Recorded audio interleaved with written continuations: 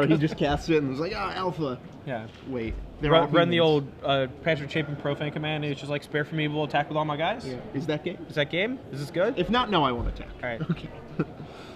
Yeah, I like this. You know, this tournament was really touted as the Jund tournament, the Reanimator tournament, but we've seen nothing but different decks so far. Yeah, I mean, every round. I mean, maybe that's a testament to our coverage guys getting some really good matches for us to watch on screen.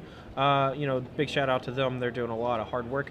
But, you know, we saw one junk-on-junk Reanimator mirror, but other than that, we haven't seen Jund at all.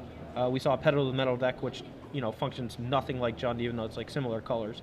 And then, you know, we saw a bunch of, you know, variety, which has been pretty refreshing. And, you know, we're only bringing you people at the moment who are X and O. So, you know, it's not like we're showing you, you know, the X1s that are the crazy decks, like, you know, sometimes happens. These are people who are X and O and, you know, playing pretty well, or you know, their deck's drawn really well. So here we go. Kevin Kell won the roll. Starts off with Blood Crypt. It's matched by a Cavern and a Champion. Yep. Doesn't have access to white mana on turn 2. Maybe has like a Shock Land for white or something, or perhaps a Cavern of Souls. But the Blood Art is coming down. Might help do a little bit of work, but it looks like Ben maybe just has a one-lander, or yeah, he just kept a Cavern of Souls into Champion and a couple of one-drops, but a couple Boar Charms in hand, looking real awkward. But Kevin Kell's hand, nothing pretty either. His third land, Vault of the Archangel, so no white mana. So it looks like we have a fight between two decks that aren't really functioning on the proper axis. I mean, you know, and that's one thing about Naya Blitz, is that it does function pretty well off of one land as long as the opponent doesn't do anything backbreaking. You know, I mean, as you can see, he's attacking here for 9 on, what, turn 4 with only one land. Right. And Kevin in a really bad spot really fast. And, you know, that's just how Naya Blitz works. You know, it's super fast. You know, just imagine if he had drawn another land or two and was able to really, you know, dig in. Right, so white source for Kevin Kell finally. Lingering Souls comes down. That plus the Blood Artist is going to buy him a little bit of time, but he's still way on the back foot. And I think this is actually a mistake from Kevin, because he has a Boros Reckoner in hand, and I think Boros Reckoner could have done a ton of work in this situation.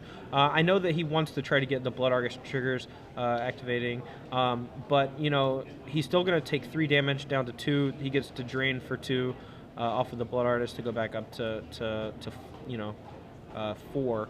But then he's in a bad position. Like, he could have just chump blocked with the Blood Artist and killed 2 creatures with a Boros Reckoner, and then would have been in like a great spot. Right, but right now his situation is the same. Now I guess he's hoping he draws another land so he can go Flashback Souls plus Boros Reckoner. I mean, and that's a consideration too. But if he did that, he could just play in Flashback Lingering Souls on this turn, and then I think he's still in a better position. But his line, I think, puts him into a spot I don't think he's going to be able to come back from. He even drew the land to be able to flash it back, but it's going to put him to 2.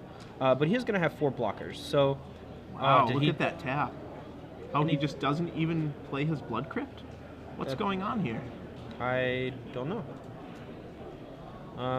Either way, another champion for Ben Ragan. Not drawing lands, but drawing 1-drops. And he's going to take it home because Kevin Kell has nothing. 2 spirits and an 0-1. Yeah, I mean, it's a little unfortunate for Kevin that he stumbled so badly against Blitz. You know, if Ben had any sort of second land, I'm sure things would have been much worse. The fact that Kevin even had a chance in this game is you know, good for him. But, I mean, he's still taking 2 damage here. He gains 3 life, back up to 5. But, I mean, there's very little that can actually help him. No, it's Blasphemous Act or Bust for him. That's true. Yeah, he does have 3 of them in his deck, but I don't think he has one now. Nope. And he decides to play the Shock Land this turn untapped. All right, so he flashback? Yeah, I don't really understand. No, he's not that on board. The Champion of the Parish on the far left is a 1/1. Okay. So he can potentially, you know, block. I mean, if Ben draws a land and goes Burning Tree's Chain, just 7 spells in hand that he can't cast. No big deal. We'll attack for 14 or whatever. So block, block, block, block. He'll be able to block 1 champion down, go to 1 life. But I'm not sure that... There we go. Yeah, so he's going to trade off with one of the champions, which I don't actually think he should, because the only card he can draw to get out of this is Blasphemous Act, and he wants his opponent to have as many creatures in play, I guess. And he wants to prevent as much damage as possible. And, I mean, maybe he'll peel it and have a shot, and that's game, boys. Wow, so Ben Ragan on one Cavern of Souls, not even close, beats Kevin Kell. Oh. Yeah. I mean, Kevin had a few draws there to get out of it. If he had sequenced his plays a little differently, I think he could have gotten to a point where there was a chance for him. Unfortunately, I mean, I could have misread his hand. I mean, he might not have had a Boros Reckoner, but I thought I saw the hybrid spell. Yeah, pretty interesting. Kevin Kell, 14 white sources in his deck, so not an unreasonable keep. He had a ton of white sources. He just didn't get there this time. Yeah, and that's definitely a spot where the one Vault of the Archangel is glaring. Like those kind of lands really take a toll on you in certain games, especially against the aggressive matchups where you cannot afford to stumble at all. And while they're good in other matchups and they're good in the late game, just having one of those as your early land drops and then not being able to cast Boros Reckoner or not having like your white source to be able to cast your Lingering Souls on turn 3, I mean, as you can see there, it was just backbreaking. Yeah, huge. So looking to these players' sideboards, Kevin Kell has a lot of different options. He'll definitely be bringing in an Electrickery. He'll be bringing in a Blasphemous Act, a Dreadbore, some one-offs to shore up his removal suite. He has Obzedat, which might be tempting because of the life gain. Might be okay. I'm not sure about that. I mean, in general, I think Obzedat's only going to be good against decks that have Supreme Verdict because he's just this giant threat that you're only gaining an advantage when you're blinking him out. Like, just think about it. Would you play a 5-mana 5/5 that said gain 2 life? I mean, maybe. Yeah, maybe probably if it's not. like Homelands Limited. I mean, Thragtusk is a 5-mana 5/3 that gains 5 life, but it also has the added benefit of if it dies, like you still get a 3/3 out of it. So, I mean, Obzedat, I mean, you can make a small argument for it, but I don't think it's good enough. Okay. From the other side on Ben Ragan, we're probably going to be cutting that Spare from Evil. The Boros Charms he has in the main deck actually seem like they're pretty good, since Kevin Kell's main point of attack is going to be Blasphemous Act. So being able to counter that when he's using it as a defensive measure to sweep the board is going to be good. He has access to Unflinching Courage, which Trample can help him get over things like Lingering Souls, but it's still a little weak against Boros Reckoner. He does have Mark Immunity, which is great against Falconwrath Aristocrat. It's pretty good against Boros Reckoner just to get it out of the way for one turn. And I think the card that he really wants to bring in is Fiend Hunter. There aren't a lot of spot removal spells on the side of Kevin Kell other than like Tragic Slip, but he has to turn it on somehow. And then the 2 Orzhov Charms, and Fiend Hunter being able to take out a Boros Reckoner so that so that Ben Ragan can actually attack him with his creatures is going to be huge. Yeah, I like that a lot. I also like the Pillars of Flame. They deal with these pesky things like Blood Artist, like Skursdag High Priest, Doom Traveler. Yep, and if the first creature that Kevin Kell ends up playing is a Cartel Aristocrat, you can even kill that with it. Although if your opponent leads with a Doom Traveler into Cartel Aristocrat, it gets pretty awkward to Pillar Flame it. It does, yeah, wow. Ben Ragan, I'm looking at this deck list a little more closely. He has so many creatures, 37 creatures in his deck. Dude, that's not a lot. 19 lands. Dude, Frank Carson played 40 creatures, 20 lands at the WMCQ, so I don't know. Frank all Karsten creatures all the time. Is insane. I mean, he played Highlander Singleton like at an extended Pro Tour or something. Multiple Pro Tours, I think he's a crazy person, but he's one of my favorite Magic players of all time. Oh, yeah. Me and my wife actually used to always follow him when he was at the Pro Tour, and when he top-8'd the Kamigawa block, or was it Kamigawa block Pro Tour, or perhaps? I think you're thinking of Standard. It was a Standard Pro Tour. But That's right. When Kamigawa was leaving. And he was playing, I think it was, I forgot the card name. It's a 4-mana 5/5, but when it dies, you have to like sacrifice all your other non-demon creatures or something. Yakora the Punisher, yeah. Is that right? Is it Yakora? Or there's like Tomb of Urami that makes you sack all your. Yeah, you sack all your lands to make a 5/5 flyer. There was that one too. I mean, he was playing this like really sweet, black-based control deck, and then that's just what we played for like the next, couple months at F&M, and it was awesome. But we've always loved Frank as a writer, and back when he was writing a bunch, and seeing him make the Hall of Fame was put a little special, tip of the hat. On the top of it for us, just because he was one of our favorites. So. Yeah, really, really cool. He had a great column on the Mothership a few years ago, 5-6 years ago. Yeah, I think, didn't he just have Flores, basically Flores' article first? It was like the same style, right? He just wrote about all the standard decks that were up to date, like every week, right? Right. I think that's what he used to do. Yeah, I think it had a little deck building in it too, because I mean, how can you have a Frank Karsten article without deck building? But yeah, no longer. So here they go. These players happy to be 3-0. You can see they're having a good time, bantering. Kevin Kell having slightly less of a good time since he just got beat by the one-lander from Naya Blitz. But, you know, these things happen. Now, just imagine when Ben draws 2 lands. Wow. And actually cast the rest of his 7 spells that he got stuck in his hand. So, Kevin Kell, if you're looking at it from his perspective, what did he see? He saw Cavern and 5 white creatures. He doesn't even know what colors Ben Ragan is playing. He could be mono white, he could be white blue, he could be white red. Little does he know, he's Naya Blitz. Yeah, he knows he's Naya Blitz. I mean, there's this, like, the one white Winnie deck that no one ever plays, and then there's Naya Blitz, and that's, yeah. I mean, it's a good point, I guess, but... All right, so look at openings. Kevin Kell doesn't... Yeah, he shakes his head no, but he said yes, so I don't know what's going on here. Just giving me mixed signals, buddy. I don't understand. Wow, so Ben Ragan going to 6, though. Maybe he didn't like this one-lander. Maybe more mana problems. Yeah. I didn't actually see his hand. Well, he only have 1 land. That kind of is a problem with playing 41 non-land cards. You get mana screwed pretty often, and when 4 of them are Cavern of Souls, it's hard to cast things like Burning Tree Emissary, you know, the Gore Clan Rampager activate ability, or rather the discard, the Blood Rush. Yeah, that's an activated ability. It's fine. Yep. I think it's funny. So, Spare from Evil is a card that normally these Naya Blitz decks are using to try to get around Boros Reckoner.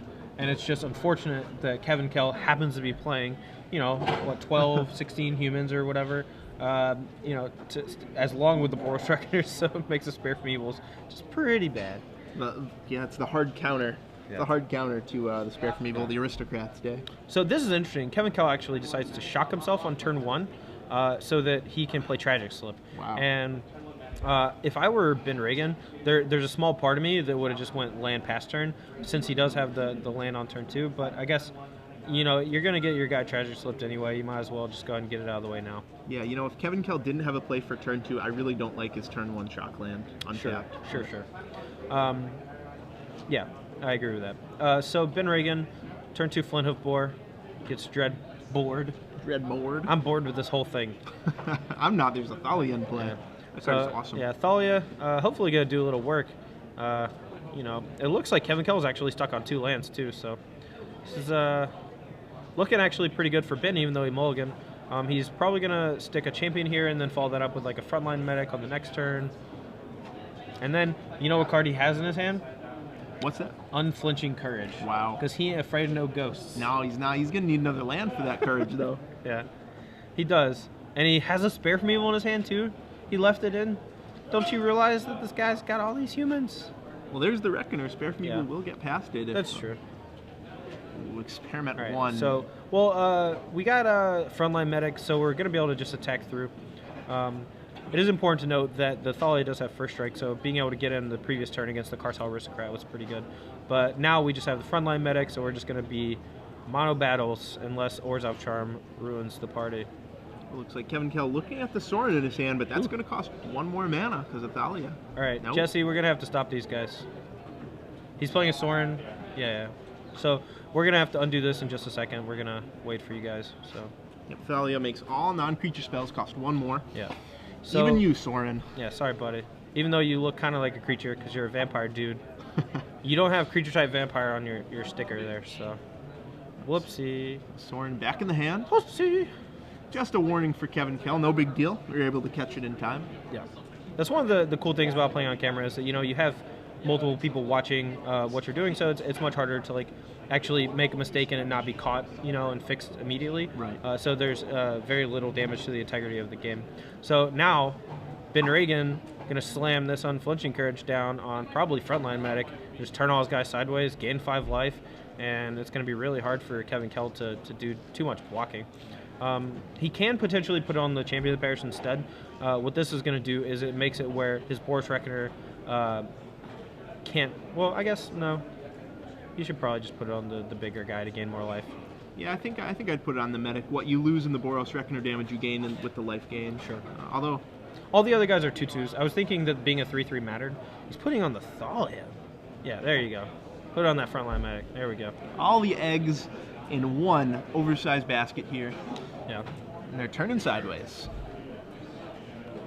Yeah, should Kevin Kell peel an answer for the frontline medic in general? I mean, it's possible you should have put it on the Champion of the Parish just because you don't want to have an even bigger target on the frontline medic's head, because it's already very good in this matchup since it just allows you to attack through everything. Right. So I think, I mean, the trample here is going to invalidate this block. All right, so yeah, I thought he was going to block the frontline medic, but it wouldn't have done anything. So he's going to give his Cartel Aristocrat protection, gain 1 point of life and drain 1 from Ben. Deal him an extra 2 with the Boros Reckoner, but since they're all indestructible, nothing's going to die on Ben's side, and he does end up gaining 5 life at the end of combat from frontline medic. So, and if you're unfamiliar with the medic, it's 3 for a 3/3. When he attacks, if you have Battalion, all your guys are indestructible that turn. Yep, and it's really good against Boros Reckoner, which is a huge problem for decks like Naya Blitz most of the time. Ben does have, his current hand has Spare from Evil, but doesn't really do a whole lot against 2 Cartel Aristocrats. So, all right, so Boros Reckoner decided to get in there for some points. Now we can still block the champion and the Thalia, sack 1 Cartel to save the other one, or potentially just sack the 2 Lingering Souls to save both of them. Here comes an Experiment 1 from Ben. Yep. And that'll pump up his champion. I'm just waiting for Experiment 2. They haven't given it to me yet. And Mayor of Averbrook. Now, what this is going to do is a lot of damage. Tons of damage. Yeah, all the damage. Oh boy, so Ben Ragan crashes in. Mayor of Averbrook is going to enhance all his creatures, +1/+1. This is going to get real ugly real fast. Yeah, Kevin Kell. this is actually a pretty good play from Kevin. So he's... He didn't announce... Oh, that was odd. Okay, well, it wasn't a great play from Kevin. I thought he was going to sack one of his Spirit tokens to give his Cartel Aristocrat that was blocking the frontline medic protection from white. Instead, he just opts to let it die in combat, which is unfortunate. Not really a big deal. I think he knows at this point that his only out is Blasphemous Act. He's on act or bust. Well, here. yeah, but Cartel Aristocrat is very good with Blasphemous Act. So you're crazy. What are you gonna do? All right, so he has a Falconer Aristocrat, another Boros Reckoner, but none of those cards say destroy target frontline medic. So this is bad news bears. All he can do is flash back the Lingering Souls, try and buy himself 1 more turn. I want to just point out how good Unflinching Courage is in this situation, because there's an argument to be made that the Aristocrats deck could have very easily raced the Naya Blitz deck in this situation. Because you have the multiple Boros Reckoners, dealing the damage during combat, as well as he has a Falconer Aristocrat in his hand, which he could have just played. So now Cartel Aristocrat is the only card that can block, and game's over. So good game, Ben Ragan. Pretty quick match. Yeah, well fought, Kevin Kell. The Aristocrats, though, just not great draws, and Ben Ragan compounded it with Frontline Medic, which is a heck of a card. Yep. So if you're just joining us right now, I'm Zach Hall, and he's Todd Anderson, and we're coming to you live from the Star City Open Series here in Charlotte. That's true.